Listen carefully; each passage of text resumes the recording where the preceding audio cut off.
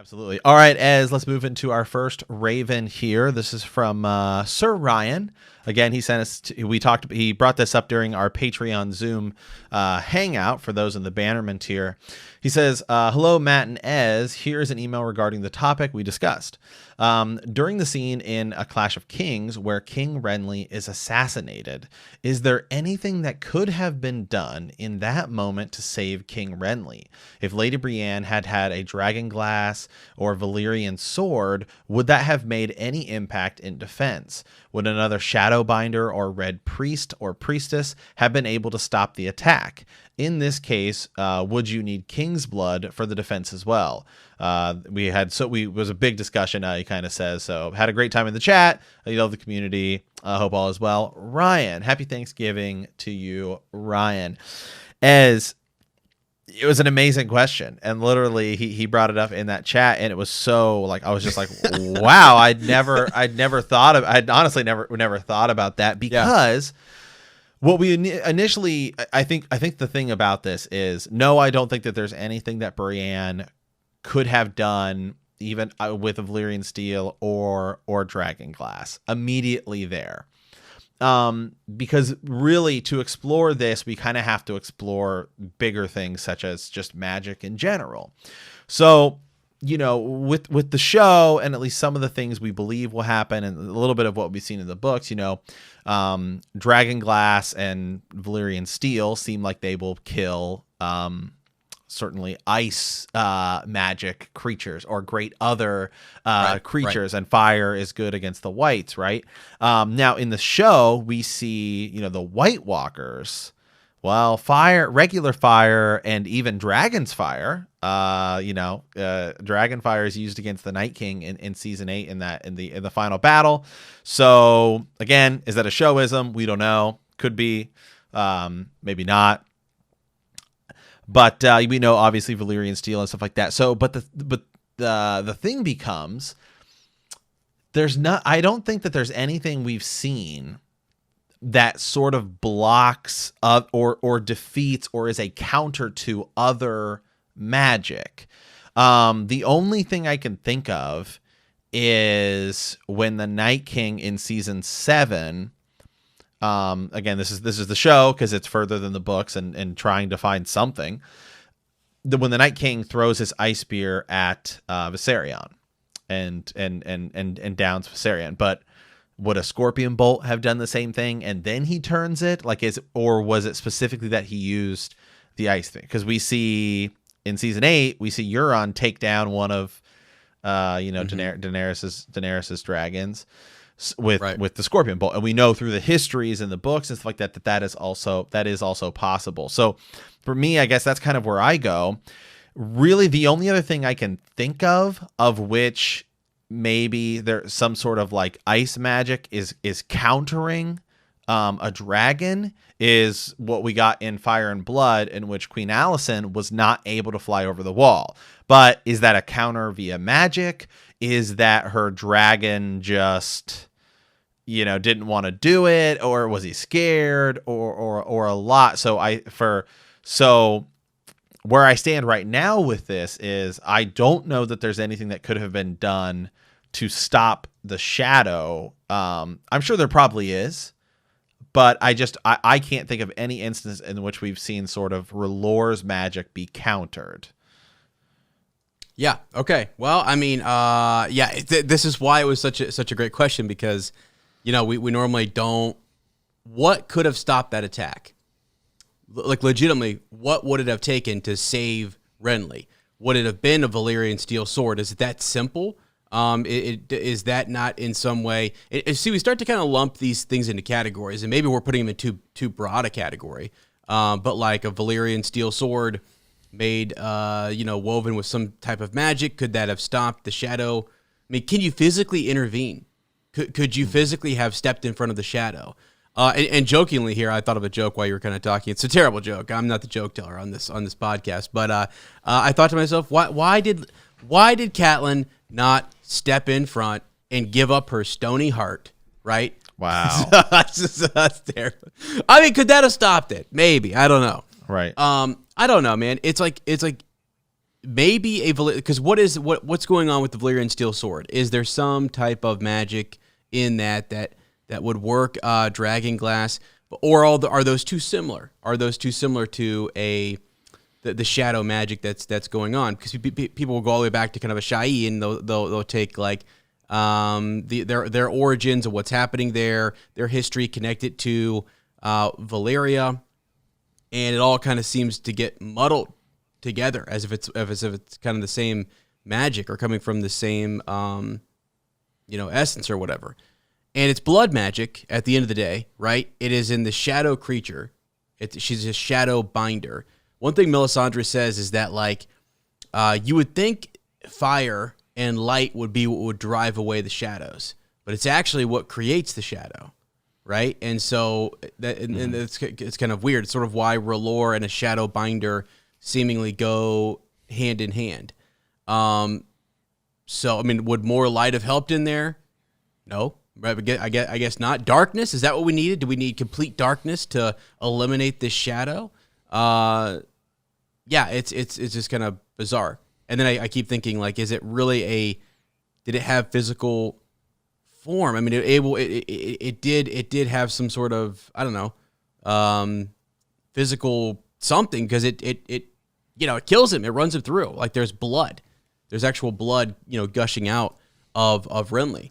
So, I don't know. I mean, here we go. Shadowbinder, a binder, someone who is a practitioner of magic who binds shadows to do their will. In A Search of Ice and Fire, just looking back in A Game of Thrones, Dany 3, it said that Stannis is hiring sellswords. Stannis is bringing a, quote, shadowbinder from Ahai. What does it mean? Is any of it true? And then they're just kind of talking about what a shadowbinder is, what it can do, and how crazy that is. She's a sorceress. And so we kind of got into, during that discussion, which, by the way, Sir Ryan does this to me.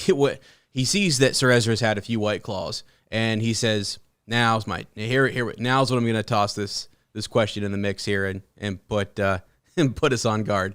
It was great. But we got in that conversation. I think Sir Jimmy and others, Lady Sarah, were kind of talking about.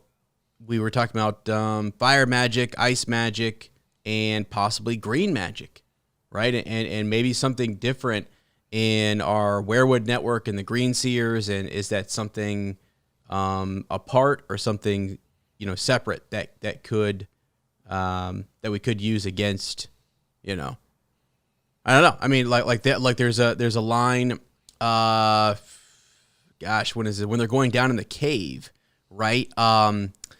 When they're going when Bran is in Bloodraven's cave and they're going down, it gets darker and darker and darker to the point where no shadow, right? There are no shadows, couldn't be seen.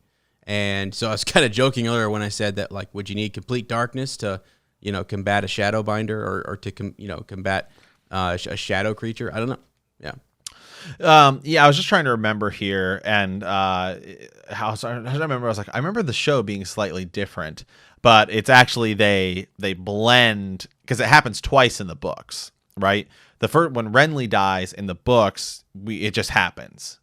Then later, it happens again where Davos takes Melisandre, and that is they're going after Courtney Penrose, right?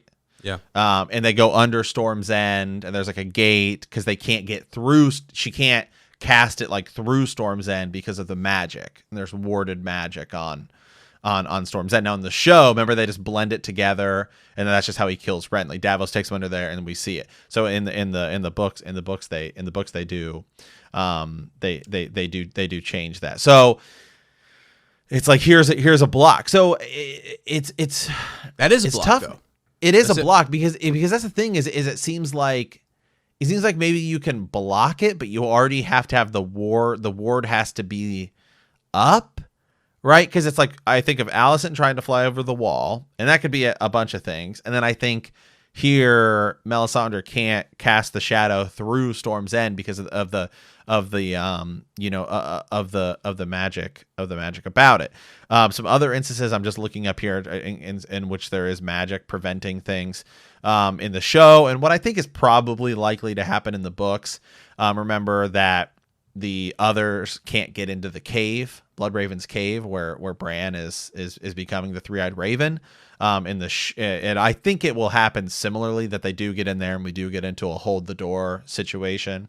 But remember, in the show we do see that is because Bran is often in Bran land, and he sees the army, he sees the Night King, and the Night King grabs him, and that causes him to be able to break that seal, I guess.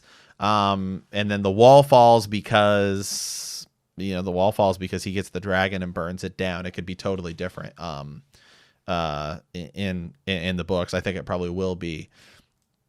So other than that, I'm trying to think of it's really situations where there's magic that kind of like counteracts other magic, but that's really all I can think about, and all I can I'm just looking up here to see. Magic is obviously a lot more prevalent in the books. Yeah, and actually you brought up something earlier. You kind of touched on it. The magic and the spells that are in the wall. You mentioned it with the dragons not being able to fly past the wall, north of it or whatever. Cold Hands is not able to enter the gate. Sam is able to enter the gate with Gilly. So maybe, Storm's End, same type of thing. The origin there is that Bran the Builder helped build it and kind of laid spells in the foundation that you have to almost physically walk over or somehow get past to use any of this shadow binding magic. And I'm referring back to obviously Storm's End and Courtney Penrose. But here we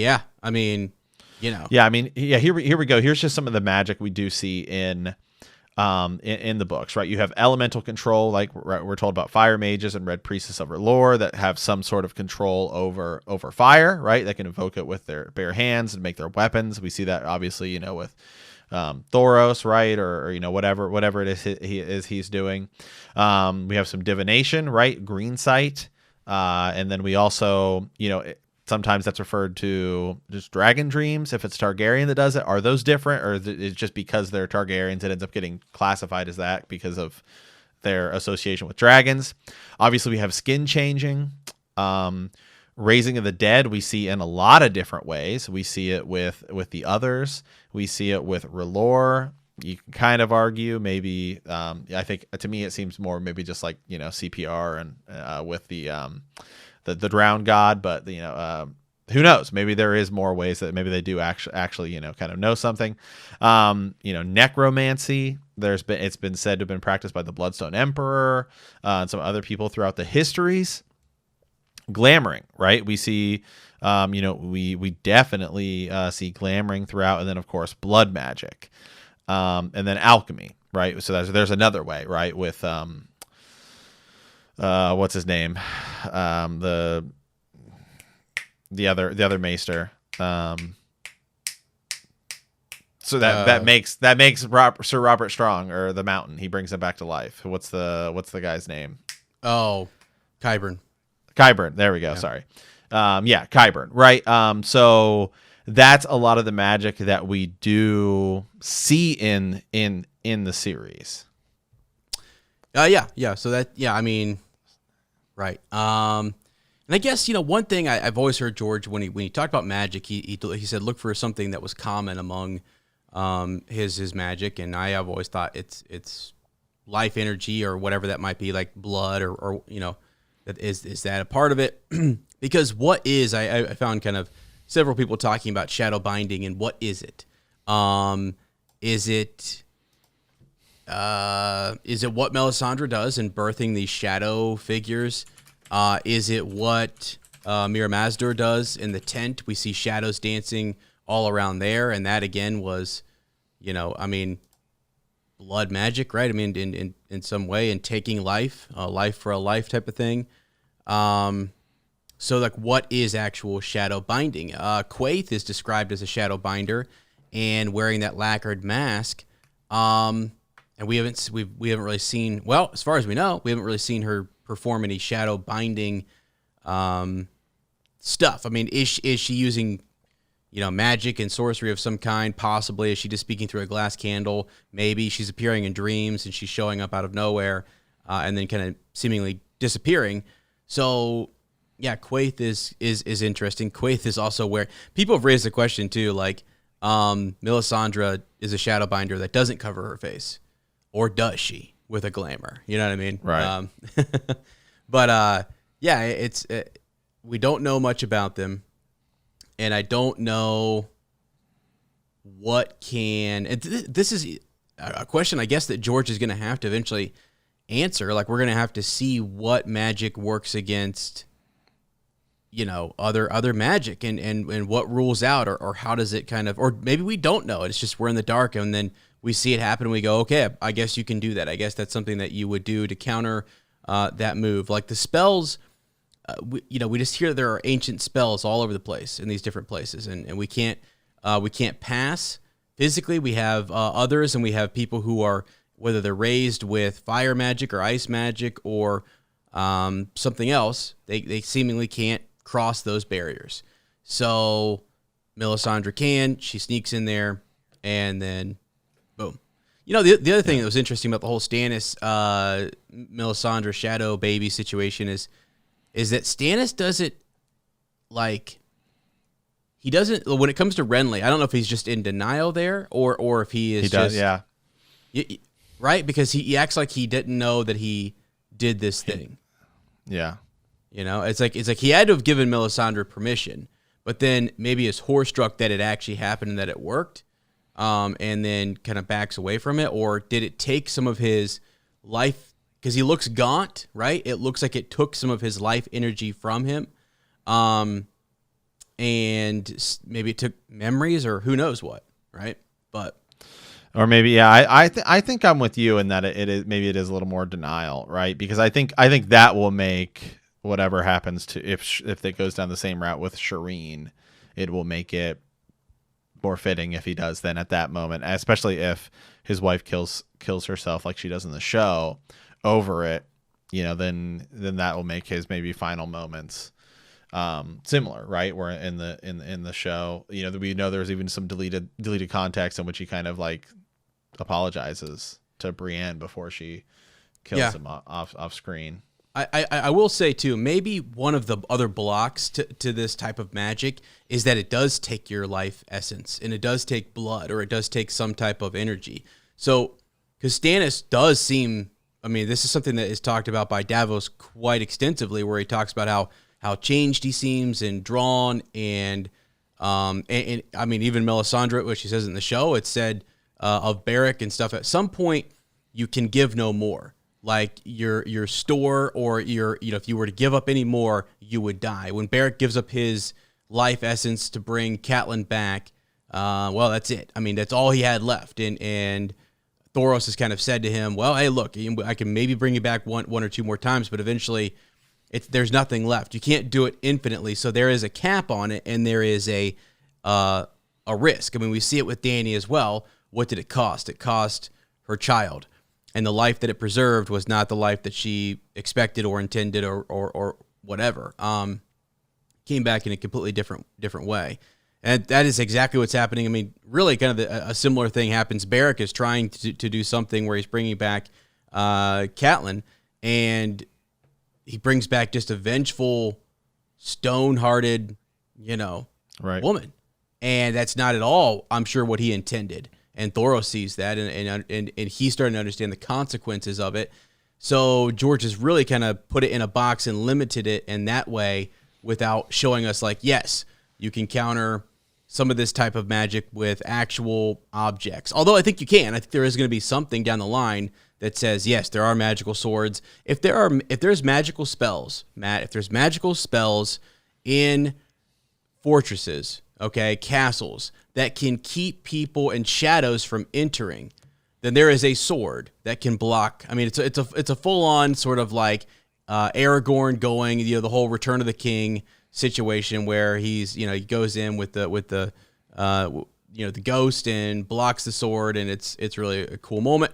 Why not? Why not do something kind of like that in this, and show us what that artifact is that can do that? There has to be some type of counter to it. And so Ryan, when he brought that question up, I just thought, yeah, well, I mean, not many people know how to use it. It's very rare. So we don't really have to ask that question, like, how do you counter it? We are worried about the others. We're always talking about the others, and dragons seem to be big in our history, and so they come up a lot. Like, how would the others defeat dragon lords? I mean, how would you combat the others? What do you have to do? The hive mind, the whole thing there. We've talked a lot about green sight, but we haven't really talked about like Ahai and Shadowbinders and whatever that type of magic is, and how do you combat it? How do you strike out against it? So, I mean, part of the thing is that so much of what we see in Magic, I think sometimes you can argue, is circumstantial, because we don't see enough of it to really say, well, this is the way it works every time. Let's say Jon Snow, right? And I hope this be just because we will get his sort of internal dialogue in the books. I mean, Jon before and after. I mean, I feel like there's a little bit of a difference, right? Like the way he changes his hair, right? And stuff like that. But it doesn't really feel like Jon is that much different before and after he's raised. And so that's why we've talked about before. I think that Catelyn being raised by Beric, who has himself been raised 9 times, means that the life energy she's getting is not really like great life energy. And I think that has to do a lot. And then also I think she's probably going to be dead longer than Jon was. Jon seems like he's going to be raised like pretty. It's not going to be like she was there for 3 days. So yeah, that might be more too. So again, I think you can make that kind of circumstantial. When I think of Alicent Queen Alicent in Fire and Blood, when it says that she can't fly over the wall, it could be circumstantial. Might not be. It's just kind of mysterious. It's one line. So we don't really know. We don't have any other instance of a dragon not being able to fly over the wall in the show. That doesn't seem to be an issue, but that's the show. So, I think it probably will be different in the book. So you kind of have to, take that out. So it's hard to say. It's hard to say with what we see in Magic, because a lot of it is so specific. Really, the only thing that's semi-common is green dreams. That's really about the only magic we see that seems pretty similar amongst all the people that are having them. Yeah. Okay. Absolutely. And I see what you're saying. Is that like, are there one-offs? Are there inconsistencies? Are there things that like maybe, circumstance. It just happened to be that way. And then, so we chalk it up to magic. We chalk it up to, well, it must've been, whatever. And George does enough of that to kind of to muddy the water. Right. And so so that it is unclear. Here's something interesting and it kind of goes along with what you're saying. So, all right. When Brienne comes back, she is talking to Jaime. So she goes. Well, no, I'm sorry. She's talking to Sir Loras Tyrell, and she goes back to King's Landing, and she's there. She's confronted by him over Renly's death. She explains, quote, "I was helping Renly into his armor, and the candles blew out, and there was blood everywhere. It was Stannis." Lady Catelyn said, "His shadow."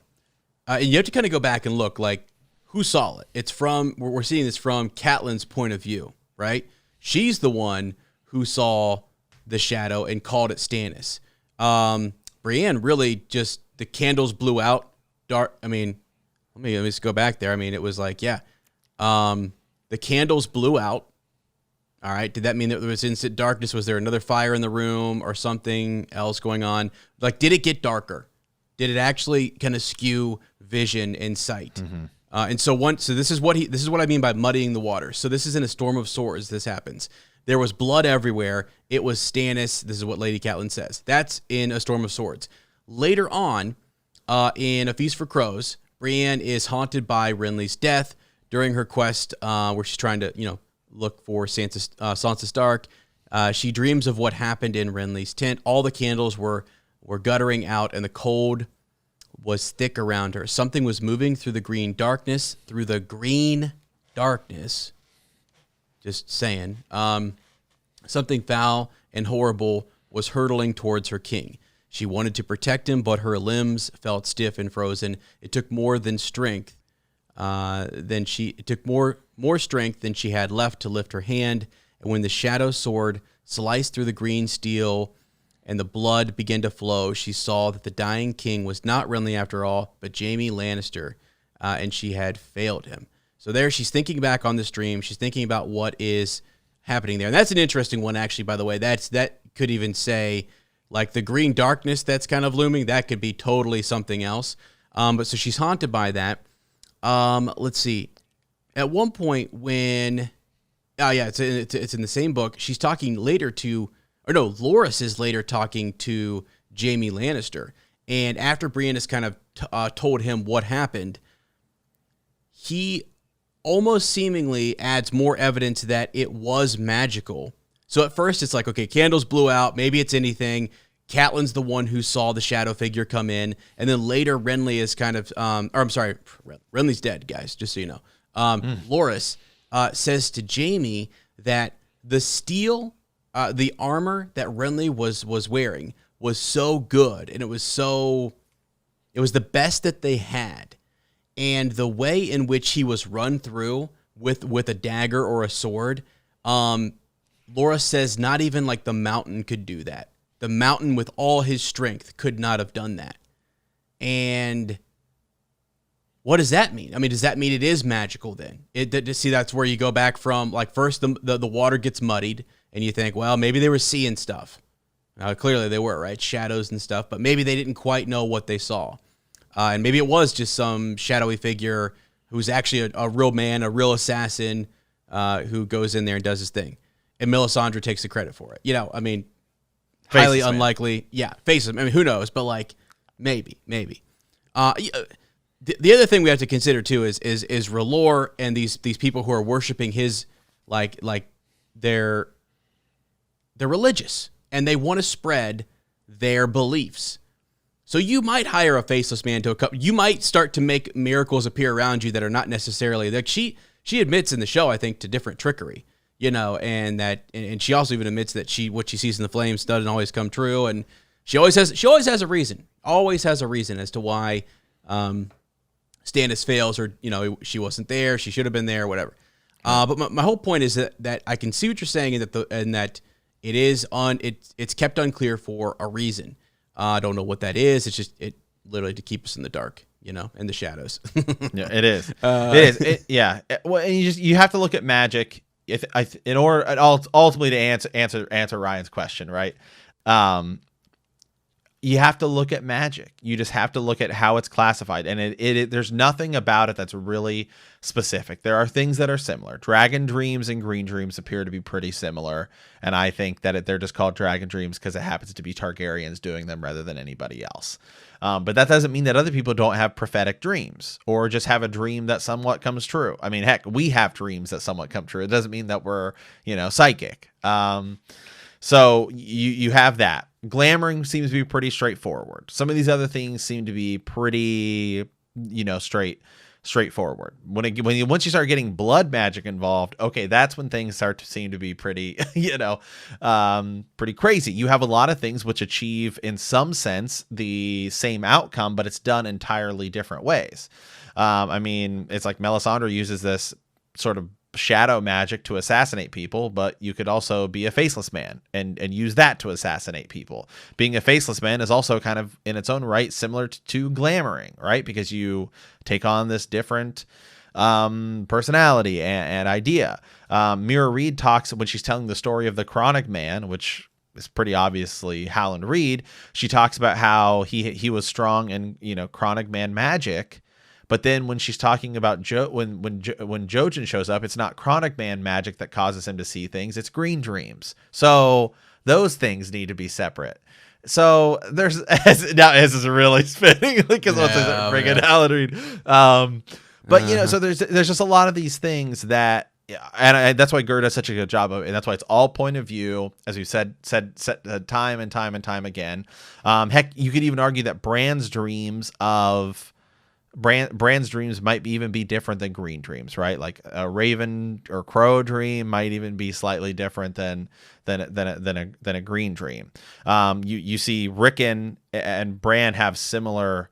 We don't actually know that they're the same dream. We know that some of the things that happen in their dreams have involved the same thing, right? With when they see their father in the crypt, so they run down there. But it doesn't mean that the entire story is the same. It just means that maybe part of it's the same. So, I mean, that's just kind of the thing with magic is it's never 100% spelled out, and that's why Gerd does that to keep us on our toes and to keep us on, and to keep us on edge. Yeah. Okay. Really good thoughts. Interesting stuff. When you start throwing, because what we didn't touch on, what we started to, and when we were in the Bannerman chat, the Zoom chat, we stumbling in that direction. I was trying to pull it together. I mean, the beverages were working against me. But the White Claws were flowing. Yeah. Ser Ezra, was gathering all of his strength, and I brought up, and actually, I think it was Sir Jimmy who helped with this as well. Like the idea of green sight and this a third kind of power that might be at work in all of this, and how does that throw a huge wrench into everything else? And then what's the commonality? Let me just real quick. So the others, they can raise the dead, right? So they have non-living things working for them. Technically, R'hllor, right? Fire magic, whatever you want to call it, is also raising Beric Dondarrion, Catelyn, Lady Stoneheart. So then it's just weird because the shadow binding thing is also like you're almost taking, instead of, it's similar in that, like, okay, every time that Thoros kind of brings back, I don't know if this is true or not, but it seemingly is, to bring Beric back, some of his life is gone. Like some of his life energy is gone. Like you can't bring him all the way back. It's not, it's like you have 100%, like 80%, 95%. Yeah, he dies, then you bring back 80, then you bring back 70, then you bring back 60, and you keep dwindling down. But that has to also, I'm imagining, take something from Thoros and from those priests, right? As they bring people back, I'm guessing it takes something from you. But maybe not. Like, we have no idea what the others are doing and how that works. Like, what do you have to give up to bring someone back or to turn someone, Because, and they also control them. Yeah, and the others are alive. I think people think that they're dead. They're not. As far as I can tell, like in the books, they're described very much as like lively, like alive, and can they raise the dead? Yes, but they themselves, the others, are distinctly different than the what. So, anyways, I just think about, like, do we have different factions where they're using the dead, or they're raising, both of them are raising the dead to kind of do something for them, and then could the green powers do the same thing? I don't know. Yeah, it's all interesting. It's all kind of fascinating. Sir Ryan, you got us thinking about it. Amazing Raven. Guys, let us know. Hey, as always, shoot us a comment, send us a Raven, btkcast@gmail.com, or hit us up on our website, Bend the Knee Podcast, So, guys, let us know.